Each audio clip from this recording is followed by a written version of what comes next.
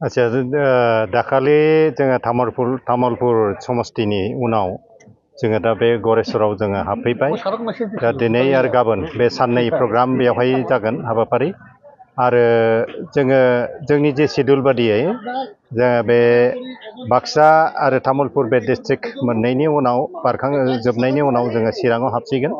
जों बे DMAT test जे डार्माट'ग्राफिक माल्टिपल इन्टेलिजेन्स टेस्ट होननाय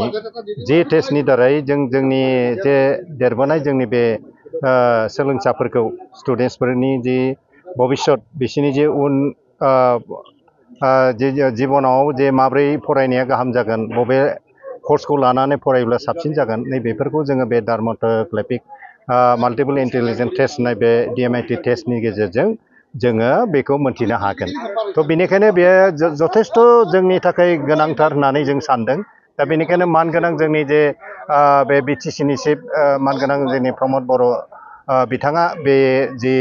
स्किम बे हाबाफारिखौ बियो लादों आरो जोंखौ दैथायहरदों जे जोंनि बे BTR ओनसोलाव थानाय गासैबो सोलोंसाफोरखौ माने जे जाहाथे जों मोजाङै गाइड होलांनो हायो सोलोंथाइनि बेलायाव। थ' बेनिखायनो जोंनो बे बिबान होनायलाय जों बेखौ जोंनि जे BTR ओनसोलाव थानाय जे मोनबा जे डिस्ट्रिक्टनि सिङाव थानाय बे गासैबो फरायसालि आरो जों फरायसालिमाफ्राव थांनानै स्कुल कलेजफ्राव थांनानै जे बे DMAT टेस्टखौ जों खालायहैनानै जेन जोंनि गथ'फोरखौ जेन मोजाङै इयुन जिबनाव आरो साबसिनै फरायनायाव सोलोंथाइनि बेलायाव गुन गोनां जों खालायनो हायो, बेखौ थांखि लानानै बेखौ खालायनाय जादों। थ' बेनिखायनो जों सानदों जे थारैनो जोंनि बिमा बिफाफ्रा गार्जेनफ्रा थारैनो बेखौ एसे बुजिनो हाबाय होननानै जों सानो। मानो होनोब्ला जोंनि बे गासैबो स्कुल कलेजफ्राव जेसेबां जायगायाव जों सेन्टार खालायदों बेवहाय गोबांथार माने सोलोंसाफोरजों लोगोसे स्टुडेन्टसफोरजों लोगोसे फरायसा फरायसुलिफोरजों लोगोसे बिमा बिफा गार्जेनफ्रा फैफादों आरो बे थारैनो जोबोद मोनसे रंजाथाव बाथ्रा, बाख्नायथाव बाथ्रा। आरो बेनि गेजेरजों जोङो थारैनो जोंनि जे गथ'फ्रा जे ओरैनो जोङो सरासनस्रायै जोङो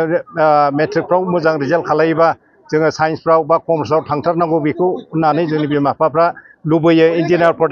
फरायथारनांगौ, डक्टर फरायथारनांगौ होननानै। नाथाय गुबैयै बेनिफ्राय जोनोमनिफ्राय फैनाय जे बिनि जे ब्रेन, बिनि जे केपासिटि हयथ' बेबादि थाङाबो जानो हागौ, जायनि थाखाय गोबां समाव जोंनि फरायसा फरायसुलिफ्रा माने फरायनायनि गेजेराव आदा सुदा जानानै माने मोजाङै साक्सेस जायैखौ जों नुनो मोनो। जाहाथे बेबादि जे आदा सुदा फरायनाया जोंनियाव जेन थालिया, जोंनि समाजफ्राव जेन थारैनो जायफ्रा माने गुबैयै इन्जिनियारिं फरायनो बेहा मा होनो जोनोमनिफ्राय फैनाय केपासिटि आरो सोरबाबा जुदि मेडिकेल लाइनाव फरायनायनि जुदि बे जोंनि DMAT टेस्टनि गेजेरजों जुदि मोनथियोब्ला जे बेहा बेबादि केपासिटिया दं, सोरबा गथ'हा जुदि गेलेनायनि केपासिटि दङ, सोरबाबा माने मेथाइ मोजां खननायनि केपासिटि दं, बेबादि जुदि बे DMAT टेस्टनि गेजेरजों जुदि मोनथियोब्ला बेखौ थारैनो गुबै लामाजों जों दैदेनलांनो हागोन। जोङो बेबादि जुदि थाङोब्ला निस्सय जोंनि जे समाजावहाय देरबोनाय जोंनि जे बे गथ' गथायफ्रा, जोंनि फरायसुला फरायसुलिफ्रा थारैनो मोजां मोनसे गुन गोनां माने जे सोलोंथाइ बेखौ लानो हागोन आरो जोङो फैगौ बोसोर बा 6 बोसोर बा 10 बोसोरसोनि गेजेराव जोंनि ओनसोलनि जे सोलोंथाइ, बे सोलोंथाइया जथेस्थ' गोजौआव थांगोन होननानै जों फोथायदों आरो। दा बेनिखायनो जोंनि बे गभर्नमेन्टआ फ्रि माने खुनु बेसेन नाङालासे माने बे टेस्टखौ, जुदिও बे एसे कस्टलि टेस्टआ, बेखौ माने जोंनि मानगोनां प्रमद बर' सरकारा माने बेखौहाय बानदों, बिबानखौ लादों आरो जोंनो खालि जोंनि गेजेराव आरोबाव बेजों लोगोसे जे ग्रुप इन्सुरेन्स मोनसे हेल्थ इन्सुरेन्स खालायनो थाखाय मोनसे आरोबाव दाहाल स्किम लादों। बे गासै जोंनि डिग्रियाव फरायनाय आरो मास्टार डिग्रि फरायनाय गासैबो कर्सनि स्ट्रिमनि जेसेबां डिग्रि आरो बेनो मास्टार डिग्रि फरायनाय स्टुडेन्टफोरखौ बेखौ माने जोङो ग्रुप इन्सुरेन्स, हेल्थ इन्सुरेन्स जों खालायगोन। दा बे जाबाय जोंनि मानगोनां प्रमद बर' सारनि दैदेननायाव बेखौ लानाय जाबाय। बेवहायबो खुनु जोंनि स्टुडेन्टफ्रा फैसा होनाङा, बेखौ सरकारानो होगोन। थ' बेनिखायनो 5 लाखनि जि स्किम, बे हेल्थ इन्सुरेन्स स्किमखौ गोब्राबथार मोनसे बेमारफोर जुदि जानांगौब्ला बेवहायबो मोनगोन, आरो सोरबाबा जुदि एक्सिडेन्टफोर जायोब्ला बेवहायबो मोनगोन, आरो जुदि सोरबा महाबा एक्सिडेन्ट जानानै जुदि थैनानै थाङोब्ला बेवहायबो न'नि मानसिफ्रा बे मा होनो 5 लाख थाखाखौ माने अनसुंथाइ मोनगोन माने इन्सुरेन्स स्किमनिफ्राय। थ' बेफोरबादि माने मोजांथार स्किमफोरखौ लानायखाय जोङो दा गासैबो जोंनि बे BTR ओनसोलनि मानसिफोरनो जोङो बेफोरखौ माने खामानिखौ मावफुंनो थाखाय जों गिदिंबाय दङ टीम लानानै आरो माबा सोंनो दं मोनसे स्किम्सखौ सानगासिनो दङ दा बेनो स्पेशल इक'नमिक जन जों बर' आरो ट्राइबेलफोरनि अनगायैबो गुबुन नन ट्राइबेल मानसिफ्राबो जाहाथे माखासे बे जे माने टेक्स एग्जाम्पसन नि बेलायावहाय जेन मुलाम्फा जायो दा बिसेसकै बे जायफ्रा माने दा जोंनि बे बड'लेण्ड ओनसोलाव दाबो माने बिजनेसाव दाबो दावगानो हायाखै गोबां इन्डास्ट्रिफोर फेक्ट्रिफोर खुलिनांगौ दङ दा माखासे टेक्सफोरनि प्रब्लेमनि थाखाय बेफोरखौ खुलिनो हाया दा बेनिखायनो जाहाथे ट्राइबेल नन ट्राइबेल गासैबो मानसिफ्रा जेन बेबादि मोनसे इन्डास्ट्रि फिसा फिसा इन्डास्ट्रि फेक्ट्रिफोर खुलिनानै बिजनेसफोर खालायनानै जुदि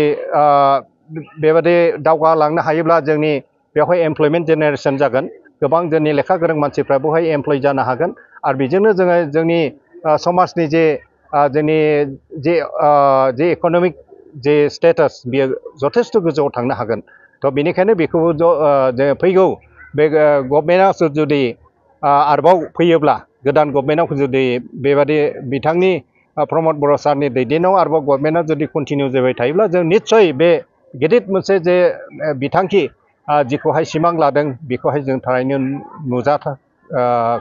नुजानायखौ जों नुनो मोनगोन होननानै जों सानो आरो थांखि आरोबाव लादों जोंनि मानगोनां प्रमद बर' बिथाङा जे बे फैगोन आरोबाव जुदि सरकारा जुदि कन्टिनिउ जायोब्ला बे सरकारा थारैनो जे जोंनि बे ओनसोलाव थानाय प्रतिथा न'खराव जे साफा साफा एटलिस्ट सासे माने ग्रेड 4 जा ग्रेड 3 जा माने मोनसे साख्रि मोननो हानायनि माबा मोनसे बेबस्था खालामनो थाखाय बिथांखि बेबादि मोनसे पलिसि लाबाय थादों थ' बेखौबो जोङो मोनगोन होननानै जों जथेस्थ' जों आसा खालामदों आरो हागोन बादि जों नुहुरदों खारन बिथांनि जे पलिसि लानाय बे पलिसिफ्रा गासैबो जोङो मोनसे पजिटिभ होननानै जों सानो जाहैबाय जेब्ला जोङो बिथांजों जों रायज्लायदों माखासे बिसय जोङो डिसकासनाव दंमोन अब्ला जों बेजों हमनो हादों जाहैबाय जुदि सरकारा जुदि मोजाङै जुदि जोङो एबसलिउट मेजरिटि फैनो हायोब्ला निस्सय बे गासैबो हाबाफारिफोरखौ लाफुंनो हागोन